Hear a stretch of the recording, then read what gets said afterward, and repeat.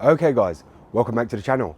So as you would have seen, we are continuing the E60 M5, and this is the next part that a lot of you guys always fail to replace on this engine, on your M54 and a lot of your other cars, be it the E46 M3 and the E39 M5.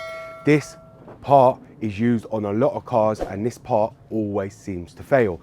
Today we're going to be replacing it on the E60 M5, and not a lot of people again ever seem to do the repair on this actual engine regarding this part. I have got a lot of parts from BMW, but this one specific part I actually bought from elsewhere because I did not want a plastic piece again. I wanted a metal piece, therefore I had to order it somewhere else from BMW because BMW do not stock a metal one, so which ain't good because I don't want a plastic one. So let's get onto the video and let's remove this part. What? Goddamn, get it done, will ya? Woo. When the blow up now, everybody's so unusual with it. Shit. But said times in his rhymes, cause his memories. We running through New York, so you know. Okay guys, welcome back to the S85 engine. So, as many of you guys know, we have teared down the whole S85. Now, obviously, this part, a lot of people say, doesn't really fail and it's not a known problem on the E60 M5. But while I was here and while I've got everything off, I thought I'm best off to change it because I'm here already and it does not make sense to put everything back to have to redo it all again in case it does fail. Now, the belts on this car have never been replaced. The idler pulleys and the tensioner pulleys have been replaced when the car was in having the rod bearings done. But the belts weren't replaced and they put on the belts that were on here for God knows how long. Therefore, I have got two new belts direct from BMW. This is what they gave me free when I ordered my Vanosonars. You'll see here, I got the belts direct from BMW, and these are original BMW Contitech ones, no Deco ones, which is on here right now. So we are going to be replacing the belts, but I'm also going to be replacing this right up here, which you'll see right there, and that is the water pump. There's purely because obviously it doesn't fail, but I don't know if this has ever been changed. If it's not been changed, it's going to be the plastic one, and therefore I want to revise it and update it to the more metal one to give a much better cooling experience for this car, and obviously to know it ain't going to fail. Many of you guys know from the M54, the plastic likes to break off the propeller on the water pump itself and it starts shredding itself inside the, the water pump housing. I don't really want that, so therefore I'm going to be taking it off, taking the belts off and redoing everything, and then we'll pull it all back together so we can put everything back before we move to the top side of the engine. This is the last part I'm doing down here, and then after that I am going to be refitting all the radiator, all the coolant pipes and everything else to put everything back down here. This is purely why I'm getting this part done. So let's get onto it. So you'll see down here where I'm pointing this one right here, you're going to need a 14mm socket to remove that. That's the tensioner bolt, and what you're going to have to do is move it clockwise to release the tensioner to take the belt off. You've also got another one down here on the aircon belt, which you're going to have to move the same way to take off the aircon belt. Now we are going to go ahead and do that. First off, we're just going to slip this off so we can get the water pump out, and we are going to have to probably take off the idler pulley as well, which is right here, because if you can see, it's actually in the way of the water pump pulley itself, so that's going to have to come off and we'll have to retighten that after. So the water pump pulley bolts are a 10, so we're just going to release them just like that, and you're going to want to release them while they're on the pulley. You do not want to be trying to take these off once the belt's off, because it won't be holding the pulley, therefore it will just spin. Once you release them, you're just going to want to take them out completely, and you're going to want to put these back on but not tighten them once you do the new water pump, and you'll tighten them up once you've got your new belt in position. Now they are only small bolts, you'll see right here, they're very, very tiny, they're not big at all, so do be careful with them. Now we are taking this last one off, which is the fourth one. Now there's 4 bolts, make sure you position them somewhere safe and just put them to the side. Now we've got that unloosened, now we're going to take off the bolt from here, we're going to release that. Then what we'll do is move on to releasing the belt itself. So that's a 16mm. So the tensioner bolt is a 14mm, and this right here is a 16mm. So let's just remember that. And this is the idler pulley. Just going to want to release that.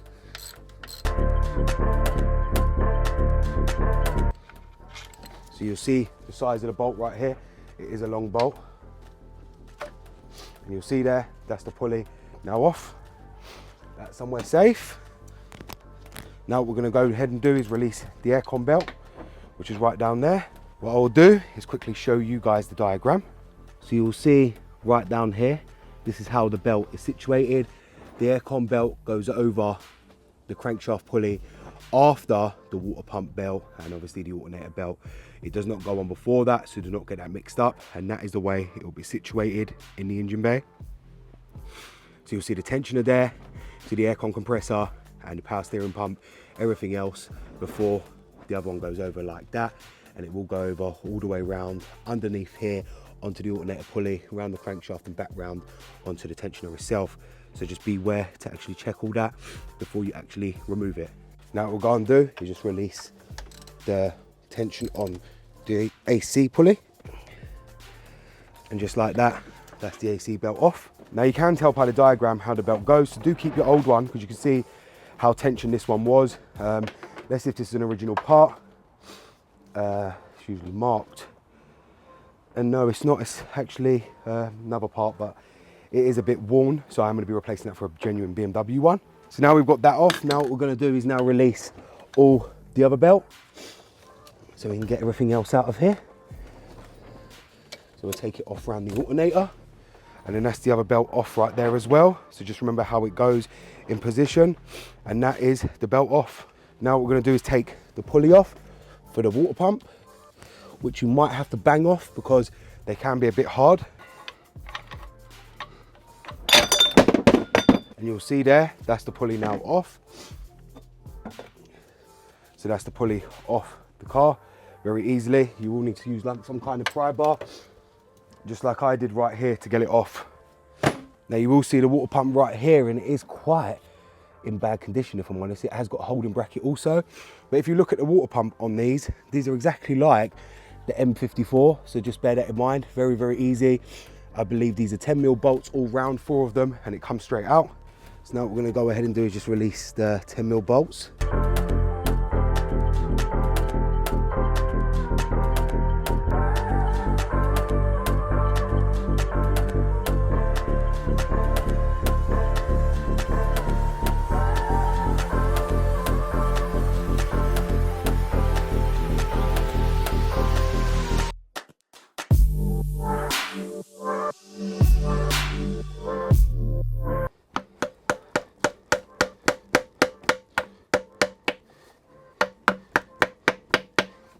And if you see there, after a couple of whacks, that's the water pump now out.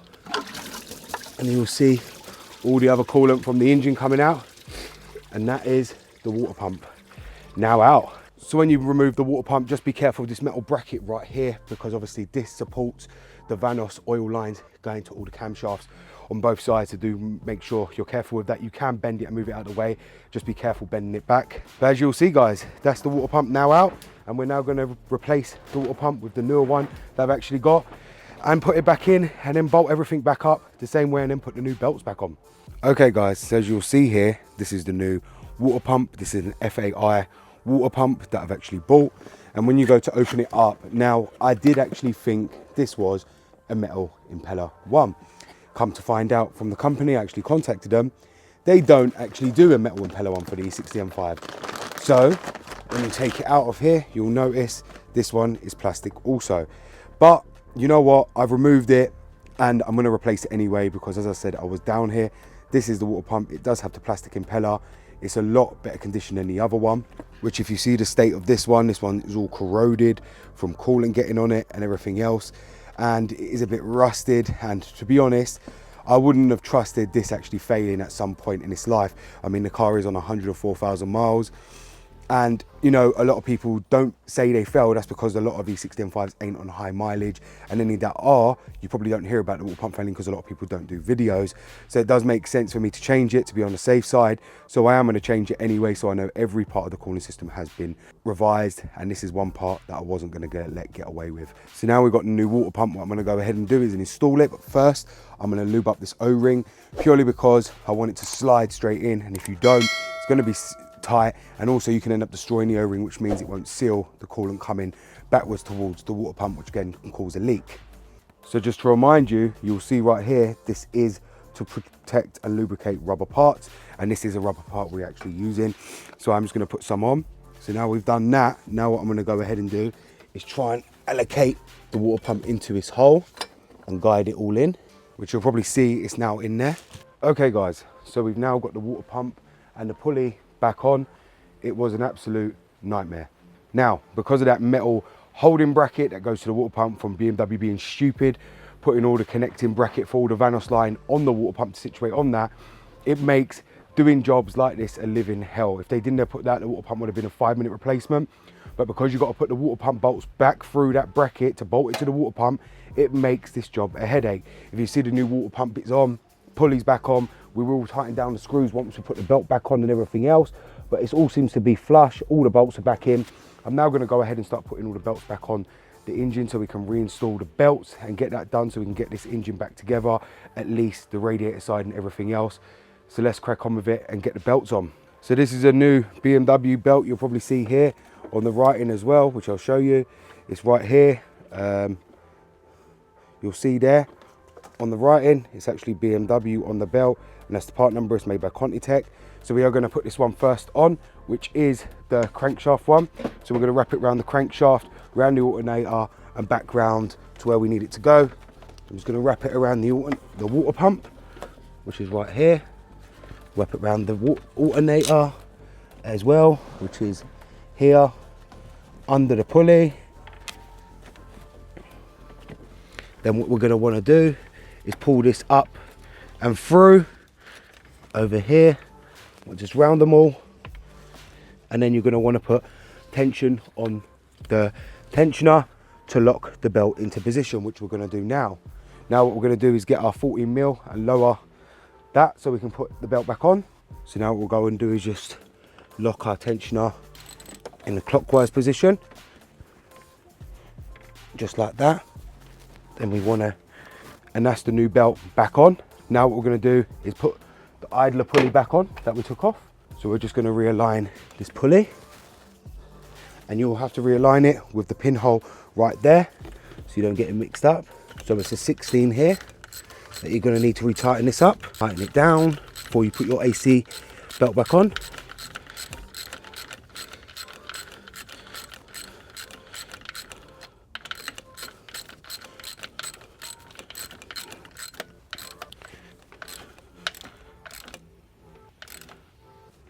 So there you are guys. I know the video wasn't very clear changing the water pump on the S85, but it is very, very hard to get the camera angles right inside this engine bay. You have to understand there isn't much room to work with here. You've got yourself, and I don't understand how people actually do it. They put the camera before their self, so if they can't see, that means they're not doing the job right.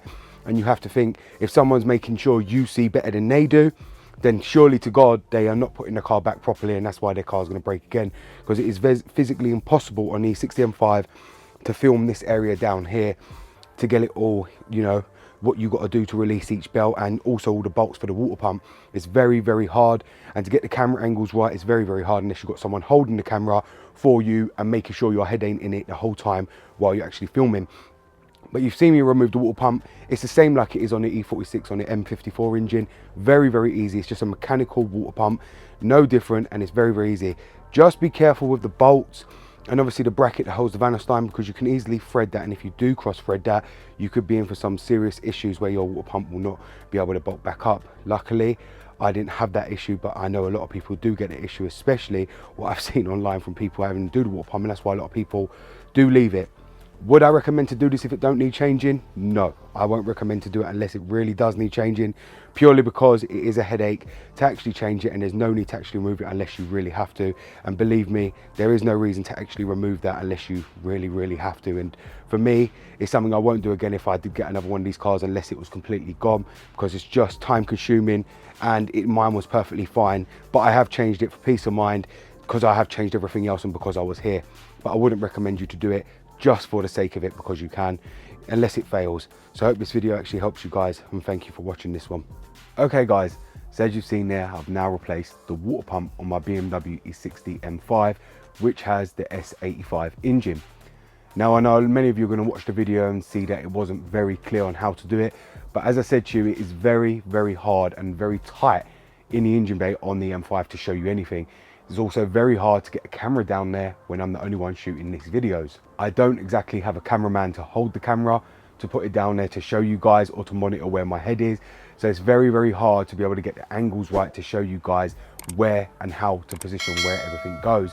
Therefore, I am very sorry for the quality of this video, but as you've seen, the water pump is very, very easy to actually do on the E60 Just be careful not to cross-fed the 10mm bolts that hold the water pump to the actual block, because many of you don't realize they're only 10 Newton meters, which is about 1 hand turn just to tighten them. They do not need to be over tightened. If you do, you will cross thread them and you probably have to do an insert into the block. So just be very, very careful when tightening them.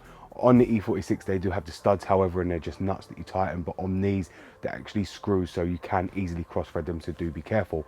Thank you very much for watching, guys, and I hope this video actually helps some of you at least. And I do appreciate any of you guys that do watch it and actually do give the thumbs up. Thank you very much, guys. It's BMW Dr. Dean here, and goodbye.